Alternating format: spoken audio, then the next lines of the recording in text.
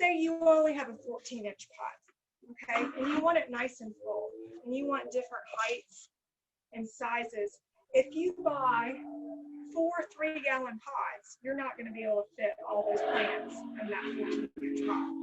So it is important to vary your pot sizes. And a lot of the growers have started doing some really unique things to help you achieve the mixed container successfully. So this is a 1-gallon container. It might be, this is a good starter plant for a 14-inch, but they also grow some with a flat side.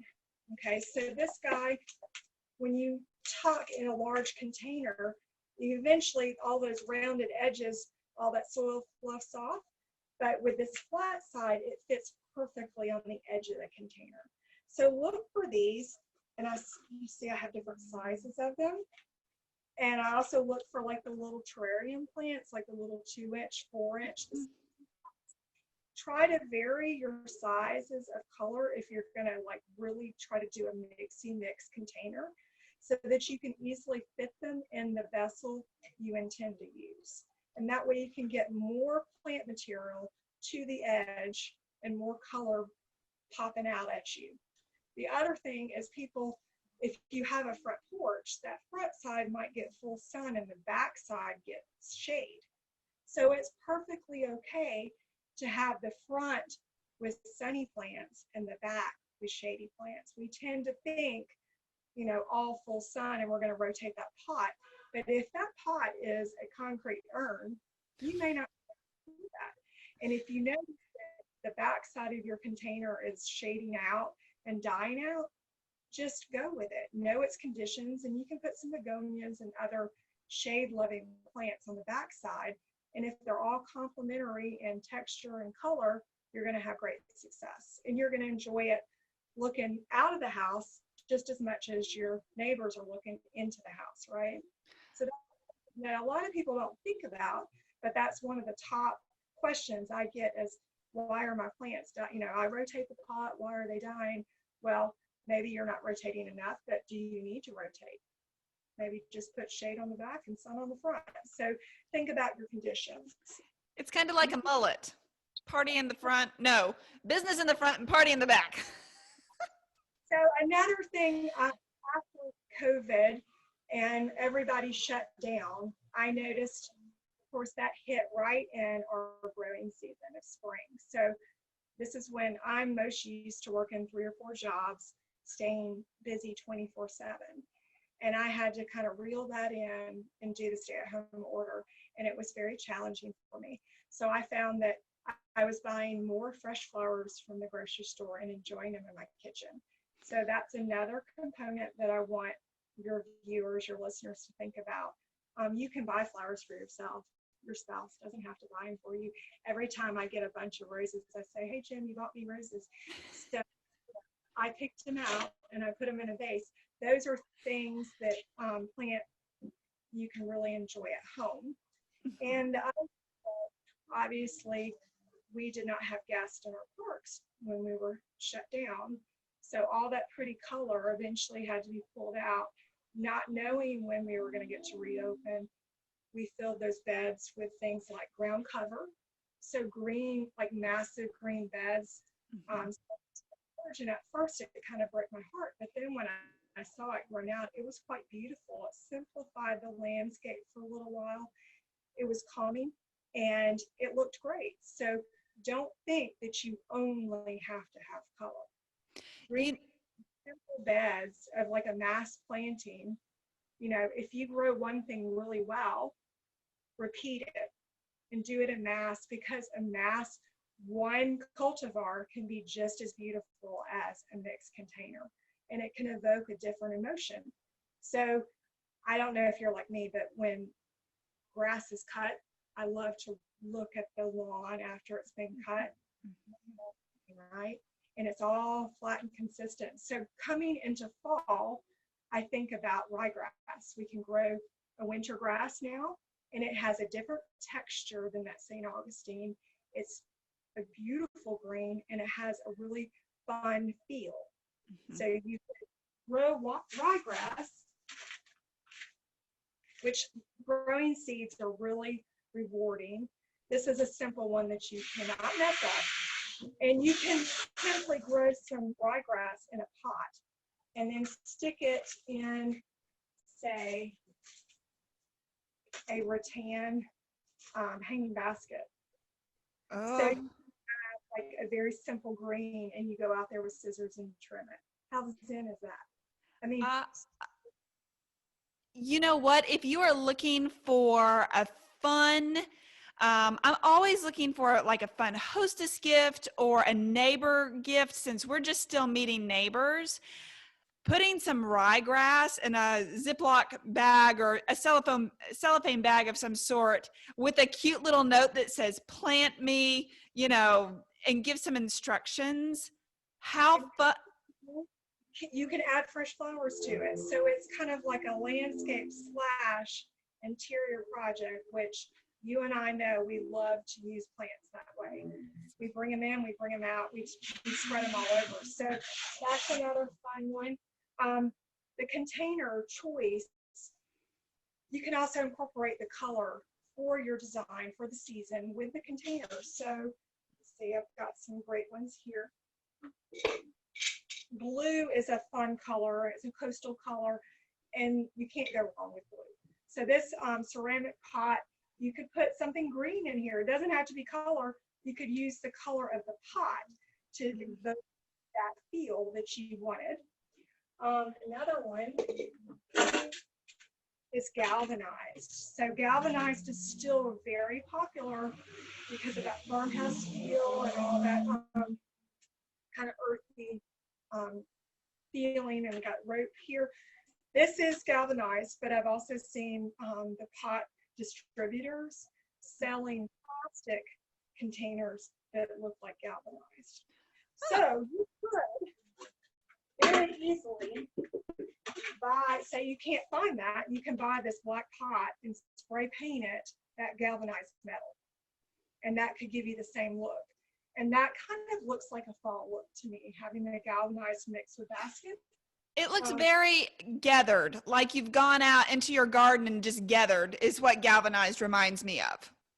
And I always like the farm to table kind of look. So having the berry basket, you could put some lime in this, you could do some seasonal color in this, and you can cluster your containers. And where did you find those? I have not seen those. So where did I find these? Last year, end of the season for Christmas, like in January, when everything's like 70 and 80% off. This is one of the stuff. So I'm always hunting for takeaway gifts, the right size container, 8 or a 10-inch container. And I know it's deep enough, I can get some fresh flower oasis in it, or I could do a live plant, because typically a 1-gallon pot is going to be my guide for a gift. So you never want the pot to be too squatty. So you see this 1-gallon pot fits here. And if it was one nice, really, that's not much investment, about $4 to $6 for a 1-gallon blooming plant. If I put it with some paper and this, I have the perfect gift. I love that. That is so fun. And I love that basket. I'm going to have to keep my eye out for that one, because you could add a scarf. You could even add like a pretty scarf to it. A nice, you can never go wrong with big fluffy bows. Ribbon has come so far since you and I were in the florist at Mississippi State, and the acetate stuff that we had to use, stuff was awful. We also have some fabric. So another way to kind of dress the edges, say the container's too big, you can simply take some sheeting. I also look for shower curtains that I love the print. If those go on sale, those are things you can easily cut up and dress the inside of that pot so that the fabric's going out the edges to put that container in. And I love that Linda was saying earlier that our parents were basically the same parents, just in different locations. But her mother enjoyed sewing. And and my mom enjoyed sewing. So that's, we totally connect on using fabric to help enhance. And you're not covering up the fact that you have a beautiful plant. You're enhancing the fact with another texture and it's just adds one more element of surprise and intrigue to it. I noticed at the big box stores, a lot of people like to use hanging basket. So here's a small example. So you have a little chain with a cage, and this has cocoa mat. But once you've grown it one season, you have to fill it with something else. And these frames are very wide, so it would be difficult to get sphagnum moss in here without it all flopping out, without making a really big armature and making that work. But if you take burlap fabric, you can make yourself a liner that will hold water and nutrients, and it's pretty inexpensive. So go to that fabric store and find that burlap, because it has the perfect shaped holes to allow the water to drain, but still give you enough support to grow the plants. And ironically, I saw some of the plant distributors are using burlap now for the deck boxes and things like that. Well, you can do that yourself. And you can also, so here's another example. So when I do a design for a customer, I might do a custom design, I really am aware of the cost of the container, because sometimes the cost of that container is 3 times what that is. And so I want to be able to give them the most beautiful container and the most foliage and plant material. But if I just spent $50 on a container, I'm not going to make any money. So I'm always looking for a really inexpensive container that they either can leave it in, recycle the pot, or you can have these felt grow bags. And these work really well to grow in. You can grow tomatoes in them.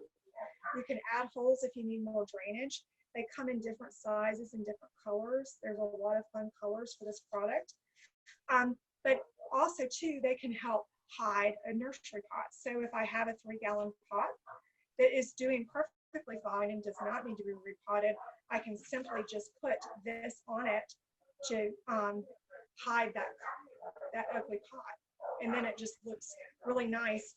And around the holidays, you can put like a little belt on it, like a snowman, and the black works for like a witch or a snowman. I mean, black always works well to kind of just conceal the container and draw emphasis to the plant. Okay, I've not seen those either. Is that an Amazon purchase? Is that a nursery purchase? Where would I find those? An Amazon purchase, but I have seen them, and you may have missed them because they may have folded them up. You see, very simply, hide that grower pot, and it has little handles so I can carry it. You can add the soil directly and put your vegetables in, or your. Okay, what about adding, I was at the Dollar Tree, our junior's birthday is coming up, and there's always some things at the Dollar Tree that I go and look for because they absolutely add that pop of color. But what if you took great big red ornaments and put in the top of that with that grass? How fun would that be? Definitely, and you can do it with fresh flowers as well. Say you have a green Schefflera and you have the 3 for $10 bundles of mums at the grocery store. You pick those and put them down in the pot to add some color for an event. Those flowers will last without water for a few days.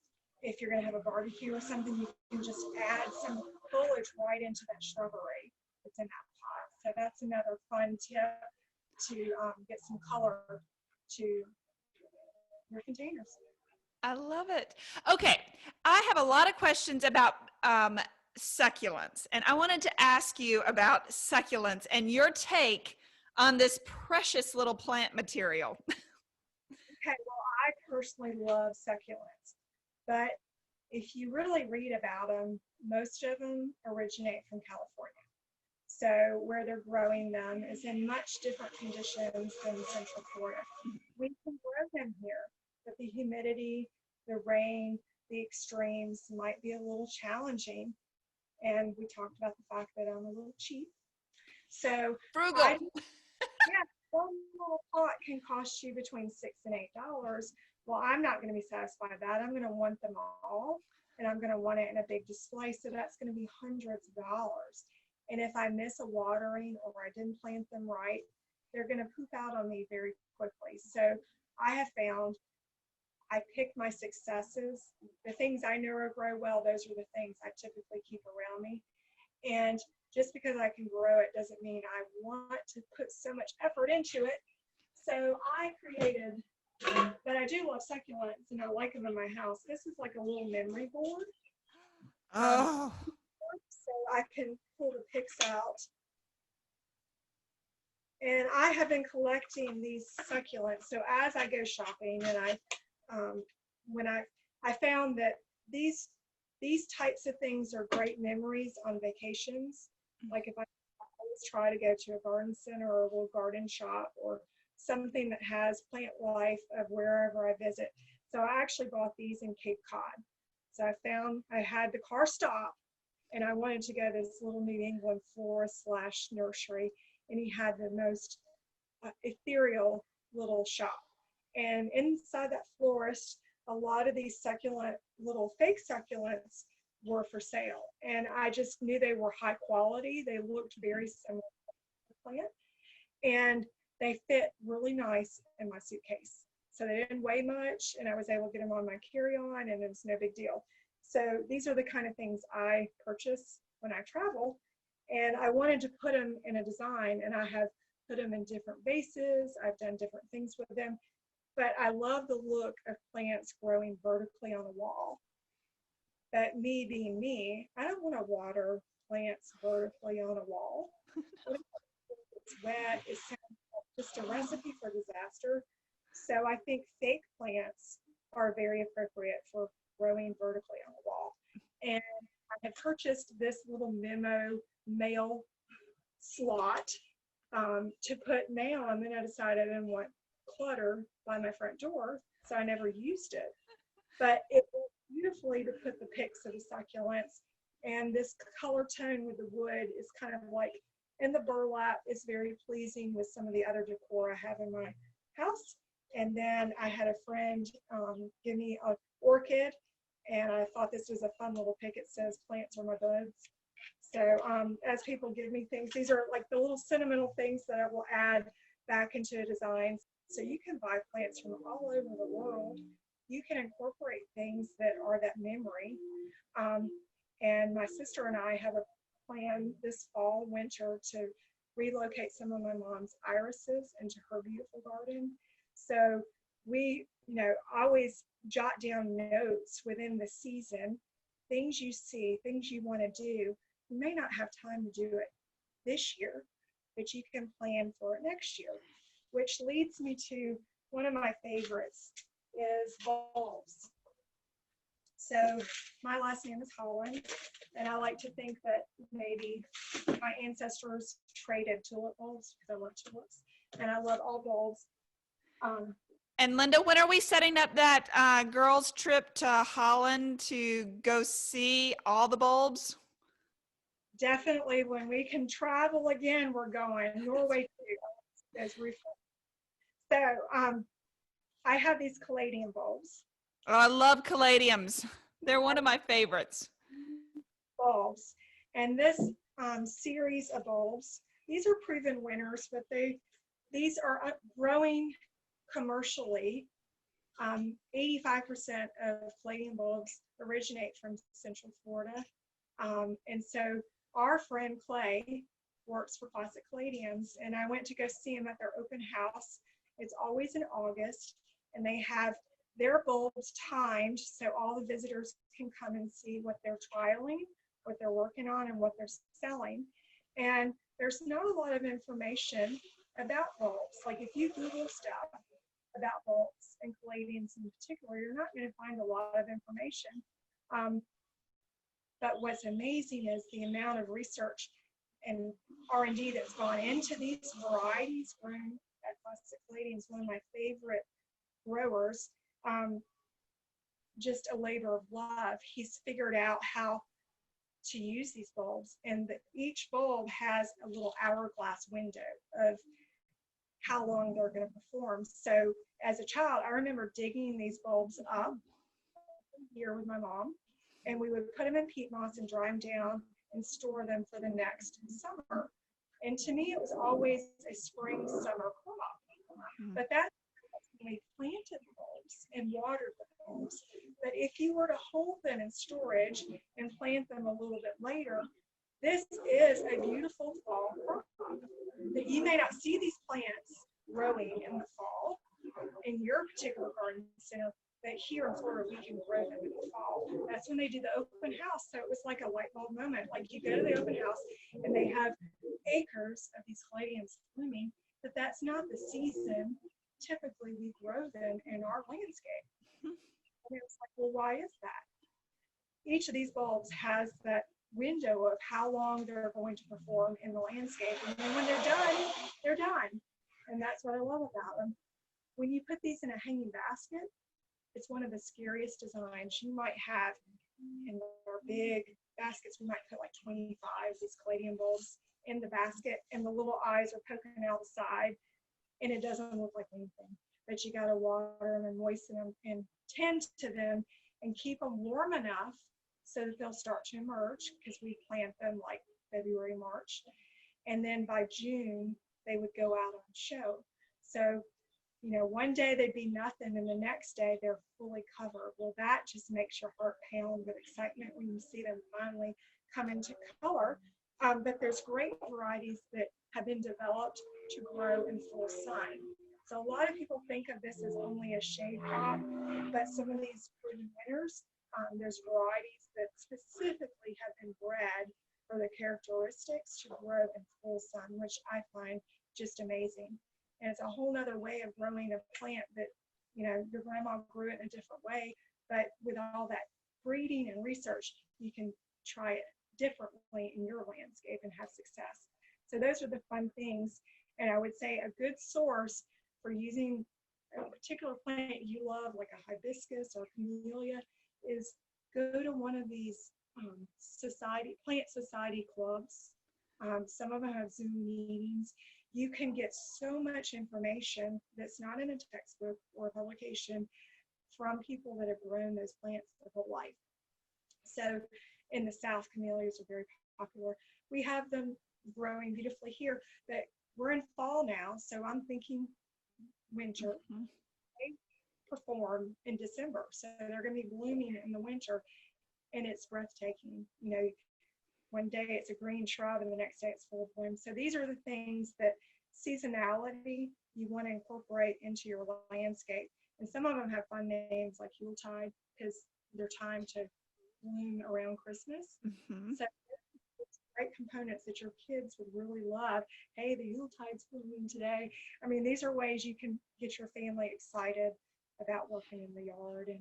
And what exactly, what a great tip. I know that every time we move, the kids always say, okay, what are we planting here? And at this point, and I know that I'm kind of a plant, I love plants. So when we go, but they remember different flower beds and what was growing in each thing.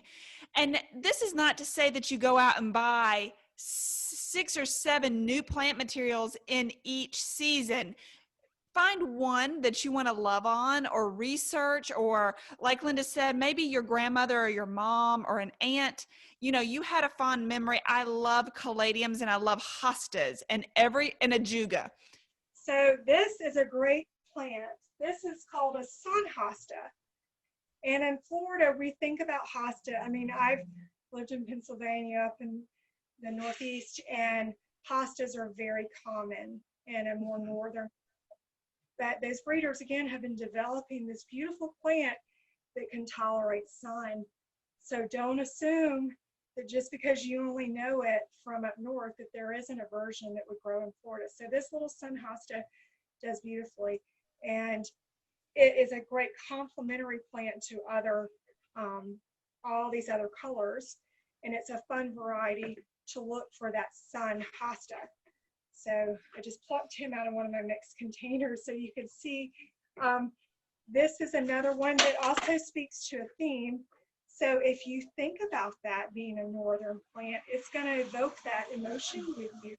So we have fields of this one growing at the American Adventure Pavilion, because obviously that would be a, Virginia under the deciduous trees. This is one that helps the colonial story. So when you're planting, you can go to the next level of trying to tell a story in your own landscape or your pot. I think it's always fun to throw it up a notch and have a story why you picked that, right? Right. And when people come to visit you, then when you're showing them your, what you've been working on, you have a story. And who knows where that story they might be like, I have to have that plant, and then they go put it in their yard. And that's fun. All right, Linda. Oh my gosh, I know you are dying standing outside, but I appreciate your time, and I cannot wait. Surely we're going to do this again, right? We're going to do another plant show and tell. Sounds good.